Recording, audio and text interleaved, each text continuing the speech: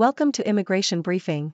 The content of the briefing includes Bibby Stockholm, Albanian asylum seeker treated like animal before his death, sister claims. From asylum to COVID, our leaders must stop treating us as children. Can't think of what to give? Amazon gift cards in these adorable pop-up boxes might help you win Christmas. Pakistan likens mass deportation of Afghans to UK's Rwanda plan. White House and Senate negotiators race to reach a border deal, with Ukraine aid on the line. Bibby Stockholm, Albanian asylum seeker treated like animal before his death, sister claims. Telegraph. An Albanian asylum seeker who died on the Bibby Stockholm in a suspected suicide said he was being treated like an animal before his death, his sister has claimed. It emerged last week that the asylum seeker had complained about his mental health the day before he died and, according to other migrants on the barge, had been heard shouting and banging on the wall of his cabin. From asylum to COVID, our leaders must stop treating us as children. Telegraph. The UK's COVID inquiry is failing to provide a clear-eyed assessment of the decisions made and policies deployed during the pandemic, according to an op-ed in The Telegraph. The author highlights two incidents during the inquiry that demonstrate a lack of interest in exploring certain topics. The first incident involved Chancellor of the Exchequer Rishi Sunak raising an analysis by Imperial College and Manchester University that found the costs of lockdown may have been greater than the benefits. However, the inquiry barrister shut down the discussion, saying he did not want to discuss quality-adjusted life years. Kaylee. The second incident occurred when Michael Gove suggested that the virus may have been man-made, but was shut down again by the inquiry team. The author argues that the inquiry team is determining the perspective from which scrutiny occurs, rather than allowing a full examination of the decisions and policies. The author concludes that transparency and open dialogue are needed in government in order to build trust with the public. Can't think of what to give? Amazon gift cards in these adorable pop-up boxes might help you win Christmas. Yahoo! Amazon is offering gift cards in pop-up boxes for the holiday season. The gift cards come in a range of designs, including a tree globe, gingerbread house, fireplace, penguin, Santa, snowflake, and bear. Each gift card can be loaded with any amount from $50 to $2,000, and the boxes are free of charge. The pop-up boxes make the gift cards feel more like presents, and they can be reused as decorations or trinket boxes. Customers have praised the gift cards and boxes, saying they make the perfect gift, and that the boxes are attractive and high quality. Amazon offers free shipping on all orders for customers with Amazon Prime, and free shipping on orders of $25 or more for non-Prime customers. Pakistan likens mass deportation of Afghans to UK's Rwanda plan. Telegraph. Anwar ul-Haq Kakar, Pakistan's interim prime minister, has defended the deportation of millions of Afghans from the country, citing the UK's Rwanda plan as an example of governments worldwide adapting to mass migration. Kakar said Pakistan's problem is of a different magnitude altogether due to the arrival of between 4 and 5 million migrants over the last 3 to 4 decades. The country's caretaker government has cited the involvement of Afghans in suicide bombings and working on the black market as reasons for the deportations. White House and Senate negotiators race to reach a border deal, with Ukraine aid on the line. CNN. Democrats and Republicans are urgently trying to reach an agreement on border policy changes before senators leave town for the holidays, but several congressional aides are skeptical a deal can be reached as sizable differences remain. President Joe Biden has repeatedly called on Congress to pass his national security supplemental request, which includes billions in funding for Ukraine, Israel, and border security, among other priorities. He's warned that the funds are imperative for Ukraine, which the U.S. has pledged to support in its war against Russia, and more broadly, for U.S. national security. But still, the package introduced in October remains stalled. American Express pursues aggressive Australian expansion. The Sydney Morning Herald. American Express is partnering with software firm Fiserv and Tyro Payments to enable small Australian businesses to accept American Express at a competitive cost with Visa and MasterCard. The program, called OptBlue, will also provide small merchants with a single statement, one settlement process and a single onboarding experience. The program is already running in the US, Mexico and Canada, but Australia is the first market outside the Americas. How to bag a powerful passport and fly past airport queues. Telegraph. The number of UK residents holding dual citizenship has doubled in the past decade, with 1.26 million holding multiple passports in 2021, up from 612,000 in 2011, according to the Office for National Statistics. Dual citizenship allows individuals to live and work in two countries indefinitely, and can open up opportunities such as visa-free travel and access to healthcare and education. However, dual citizenship can also come with complications such as double taxation, legal issues surrounding assets and succession planning, and obligations such as military service or jury duty. There are three main ways to obtain dual citizenship: through family connections, through work and residency in another country, or through citizenship by investment, which often requires a significant financial investment. In the case of Ireland, individuals can claim citizenship by descent or through naturalization, while the process of obtaining U.S. citizenship can be complex and lengthy. John Cornyn dubious of current immigration talks. Yahoo! Senator John Cornyn has expressed doubts about the ongoing Senate negotiations over border policy, suggesting that even if an agreement is reached, it may not pass in the House. Cornyn stated that the negotiations are delicate and difficult, and that there are still obstacles to overcome. He also mentioned concerns that a deal would be cut behind closed doors and then rushed through both the Senate and the House, which he believes will not happen. Cornyn emphasized that Republicans are pushing for humane, orderly, and legal immigration. Governor Hochul could halt Haiti deportation of Queens U.S. citizen over 1990 tourist slaying, Leonard Green. Yahoo! If Governor Hochul is in the gift-giving mood this holiday season, she might consider packaging a pardon for a lifelong New Yorker who has paid for his crime a dozen times over. Last year, an immigration judge ordered Pascal Charpentier deported to Haiti based on a decades-old conviction and the unjust allegation that he's not a U.S. citizen. Migration is the biggest political issue of our age, and nobody's got an answer. Telegraph. Immigration has become a major concern in many high-income countries and is threatening to eclipse the economy as a key issue. Dissatisfaction with incumbent governments is now as much driven by perceived failure on migration as it is on economic issues. In countries such as Australia, Canada, and the UK, immigration policies are being tightened due to public backlash. The surge in migration numbers seen since the pandemic is largely due to a shortage of workers in key sectors, such as healthcare and social care, and the influx of overseas students on visas that allow them to work full-time after completing their studies.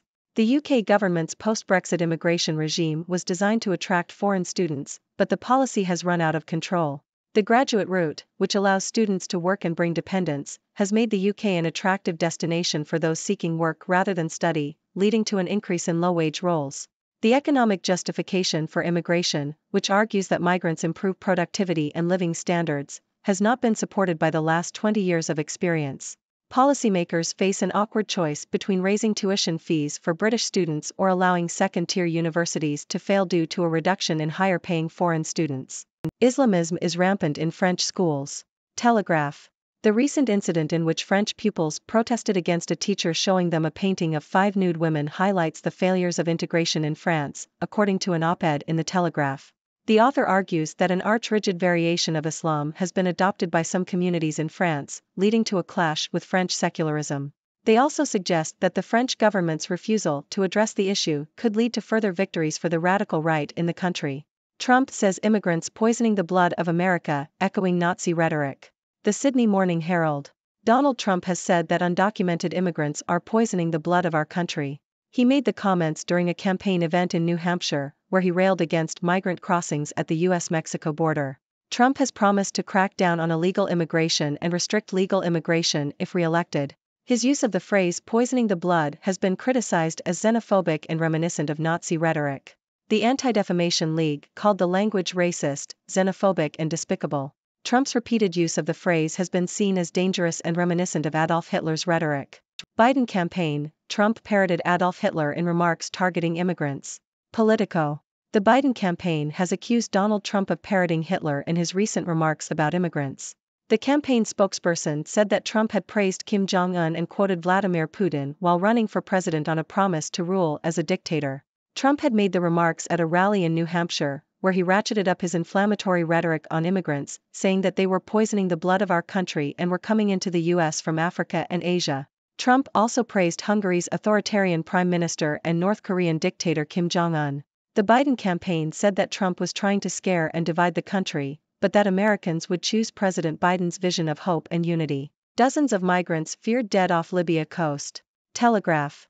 Around 61 migrants are missing and presumed dead after their boat sank off the coast of Libya. The International Organization for Migration, IOM, said that the migrants are believed to have died due to high waves which swamped their vessel after it left from Zawara, on Libya's northwest coast. Most of the victims were from Nigeria, Gambia, and other African countries. The IOM stated that 25 people were rescued and transferred to a Libyan detention center. The incident highlights the ongoing migrant crisis in North Africa, with Libya and Tunisia being principal departure points for migrants attempting to reach Europe via Italy. Poisoning the blood of our country, Trump amps up attack on immigrants. Politico. Former President Donald Trump intensified his criticism of immigrants at a rally in New Hampshire on Saturday, claiming that they are poisoning the blood of our country and that they have poisoned mental institutions and prisons all over the world. Trump also reiterated his plans to continue building a wall on the US-Mexico border, reinstate travel bans, and launch mass deportation efforts if he is re-elected. His comments came as Senators Kyrsten Sinema, Chris Murphy, and James Lankford met with administration officials to try to find a compromise on border security. Ladies and gentlemen, it's your friendly neighborhood Six Bot here, the one and only Six Doctor, bringing you the latest news from the sixth dimension. Today, we have a diverse range of stories, from the treatment of asylum seekers to gift card pop-up boxes, and from immigration policies to politicians' controversial remarks. So, let's dive in. First up, we have the tragic case of an Albanian asylum seeker who died on the Bibby Stockholm. His sister claims that he was treated like an animal before his death. This is a heartbreaking reminder of the challenges faced by asylum seekers and the urgent need for better support systems.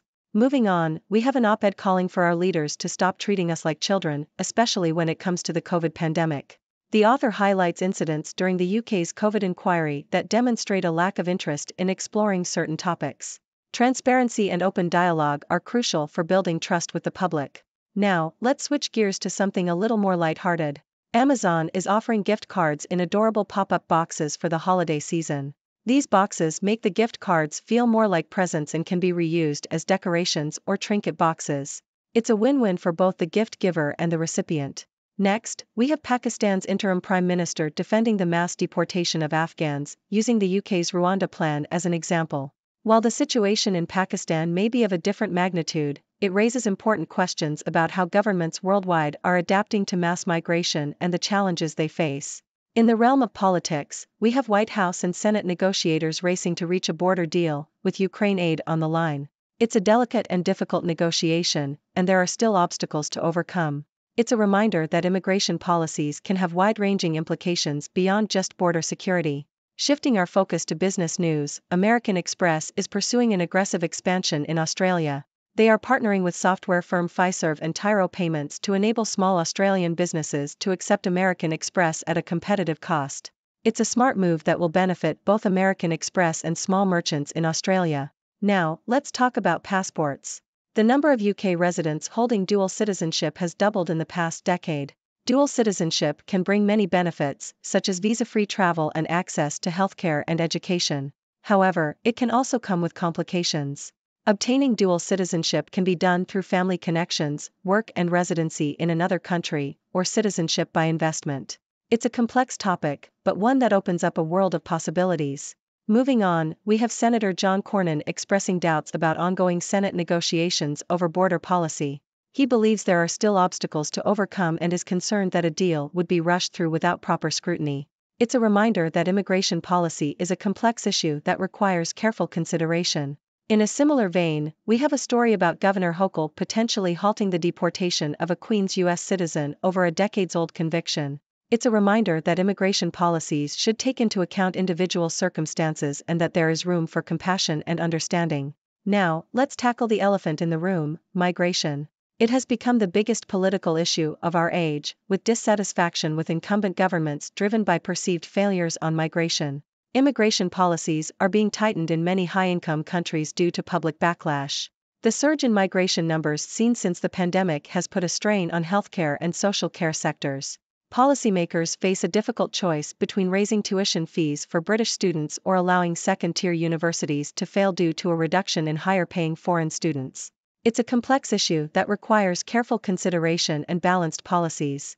Speaking of immigration, we have an op-ed highlighting the failures of integration in France. The clash between an arch-rigid variation of Islam and French secularism is a cause for concern. The French government's refusal to address the issue could have dire consequences. It's a reminder that integration and cultural understanding are key to a harmonious society. And now, let's address some controversial remarks. Donald Trump's comments about immigrants poisoning the blood of America have been criticized as xenophobic and reminiscent of Nazi rhetoric. This is a dangerous and divisive language that has no place in our society. It's a reminder that we must reject such rhetoric and embrace unity and inclusivity. On the flip side, the Biden campaign accused Trump of parroting Hitler in his remarks about immigrants. This is a strong accusation that highlights the deep divisions in our society. We must strive for a more civil and respectful political discourse. Lastly, we have a tragic incident off the coast of Libya, where dozens of migrants are feared dead. This highlights the ongoing migrant crisis in North Africa and the desperate situation faced by those seeking a better life. It's a reminder that we need to find humane and compassionate solutions to this global issue. So, my dear viewers, what are your thoughts on these stories? Do you have any ideas or suggestions on how we can address the challenges of migration and asylum seekers? The floor is yours. Let's engage in a lively discussion and work towards a better future for all. Thank you for tuning in. The content above showcases the latest briefing reports and analytical synopses, thoughtfully curated by the 6Do team. These insights stem from a wide array of reputable media outlets, think tanks, government sources, and specialized experts worldwide. We encourage you to explore these sources for a comprehensive perspective. Keep in mind that while the content may not always align with the official standpoint of 6Do Brief, it's not meant to be taken as absolute directives for decision-making. Comprising seasoned media professionals, learned scholars, and accomplished scientists, the 6Do team embodies a trailblazing, fully independent media entity. To customize 6Do Brief to meet your professional needs, you have the option to subscribe to a diverse array of briefings on our website, 6dobrief.com. Regardless of your location, you can conveniently receive 6Do Brief via email.